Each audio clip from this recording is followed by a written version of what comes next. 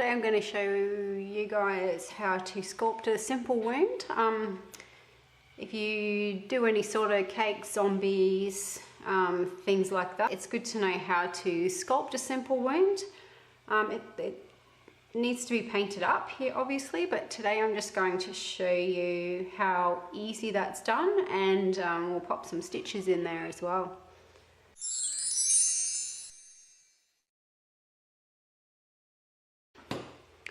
The tools that you'll need for this, the rubber tip tool. I like to have this one here, the pointy one, and I like to also have with the rubber tip tool two of the little flat ones here. If you can see, it's not really in focus.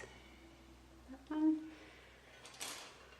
Spoon shaped tools, my favorite, and a ball tool as well, and also some shortening there just to smooth things down, as you'll get a lot of dragging in your icing. So what I've done here, I've just popped some icing onto a tile, and just to give a demo and show you how it's done. So what I'm going to do with this one, I'm going to do a wound that has two gapes and is held together with some stitches at the top, middle and at the bottom. So what I do first is I just put a little bit of shortening on my tool. I'm going to use this one here, and I basically just come down, just be a bit free, so sort of go where I know the wound's going to be open. I'm going to close the wound here, come down. I'm going to have a bit of an open wound down the bottom here too, and we want some stitches. This is the sort of thing that I've done on my Frankenstein cake and also Chucky. So we come down. This is where our wound's open here, so we'll just do a bit of an open. We'll come together and do a similar thing down the bottom as well. Do another opening there.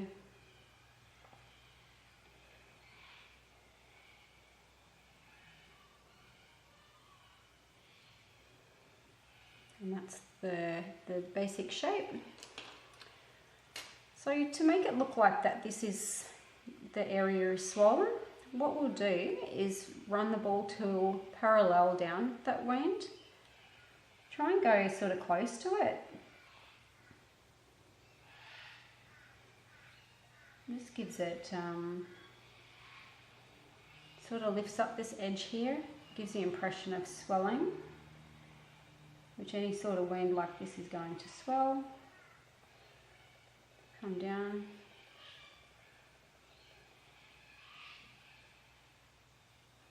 It off.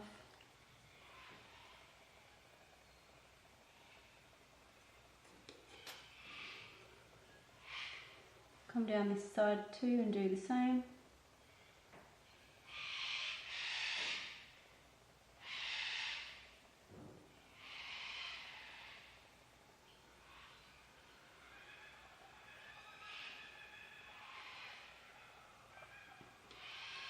Okay, so that just looks like two lines there at the moment. So what I want to do now, I'm going to try and even out those lines and make it blend a bit. So I'll just get my spoon tool and sort of just feather those out.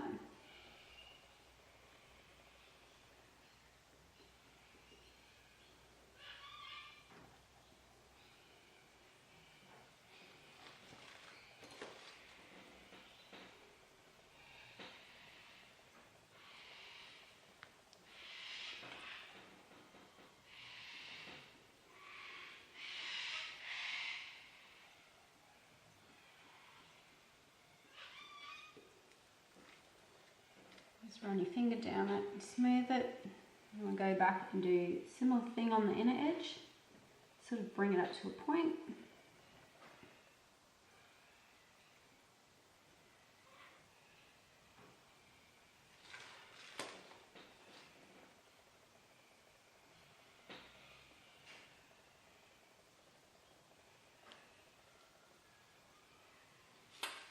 You can just go in and get rid of your tool marks.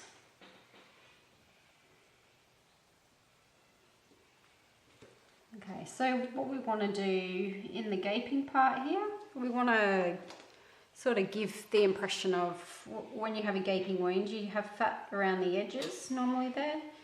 This is sort of something I've done. I've just painted it dark so you could see there. So we'll go in. What I will do is get my smaller spoon tool and I'll go in and I'll just sort of just cut out random pieces.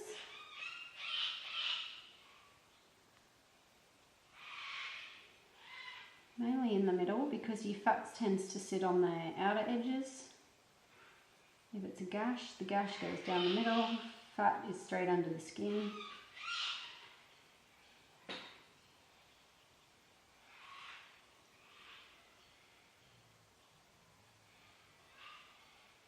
You can just go random. You can always just play around and put things back and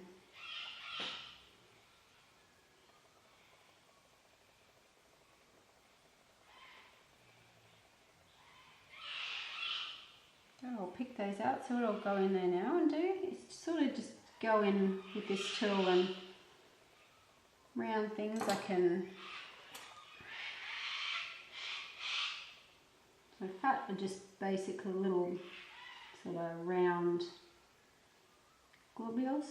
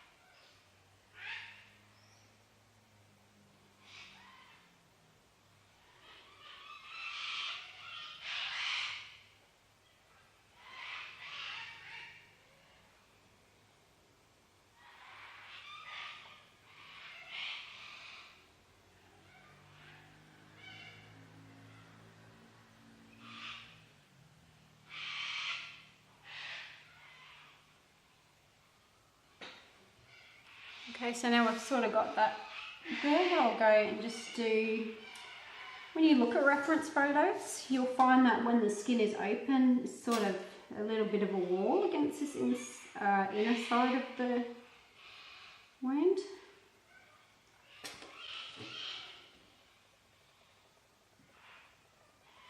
Just sort of just pull that out a little bit.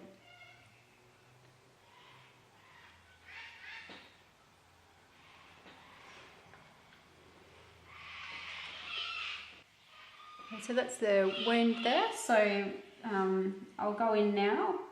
Where the skins come together here, this is where I'm going to do show you guys how to do stitches. So, I mean, you can use whatever tool you think is best, but I just like to use the end of a paintbrush or something that I have.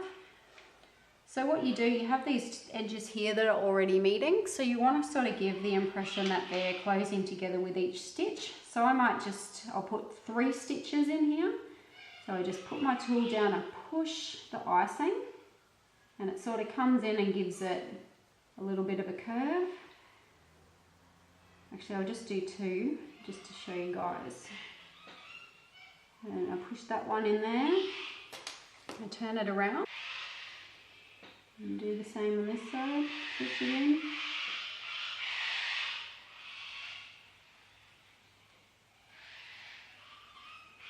And push that in. What we can do now with the flat smoother here, just sort of go in and smooth these out a bit so they blend into the skin a bit more.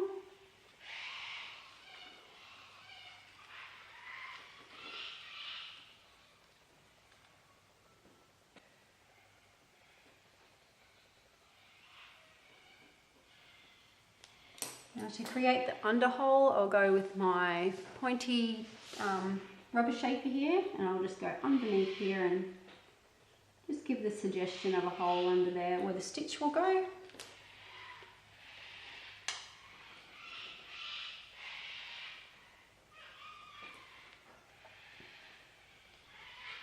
You can sort of fan these out a little bit too. It just gives the illusion of the skin pulling, which it does with the stitch.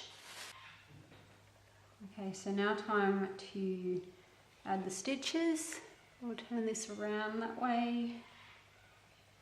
Okay, now time to the stitches. I like to do these as thin as I can. So just roll it up, roll up the icing to as thin as I can. And then I'll go and actually the icing over the top as possible. That one's really small. So what I'll do now, I'll go in with my spoon tool and I'll just sort of press that right. A really, really tiny stitch. You could probably go bigger. So the next one we'll do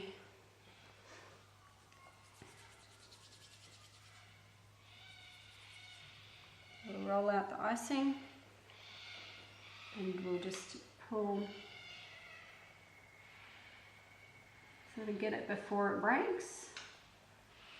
Lay it over the top, go in with our spoon tool and sort of push that around and under into the hole and remove that. And then you go around here and do the same. And there's your stitch. And that's how stitches are done. So I'll just keep finishing and I'll let you guys watch while I finish this whole wound.